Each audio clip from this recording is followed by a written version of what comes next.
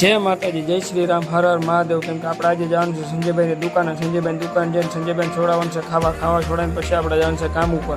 તો ચાલો તમને સંજયભાઈની દુકાનના મિત્રો ગામની અમારી શેર કરાવશું.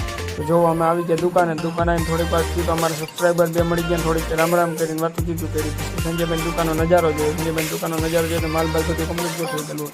પછી તો થોડીક વાર થયું તો અમારા એક મિત્ર આવી ગયા. કેમ કે મિત્રને લઈને જાણ છે અમારે કામે. થોડીક વાર વાતું ચીતું કરીને રામ રામ કર્યા. વાતું ચીતું કરીને થોડીક વાર થયું ને તો સામેથી એક ભાઈ આવ્યા કે તમારી યુટ્યુબમાં આઈડી શું છે. તો એને મેં આઈડી બતાવીને પછી એને બતાવ્યું મને કે આ કે બીજી. મેં કીધું ના આ જ છે આઈડી અમારે, આ જ આઈડી અમારી છે. પછી આઈડી જોઈને પછી બતાવ્યું એને, બતાવીને પછી થોડીક વાર વાતું ચીતું કરી એની વાત.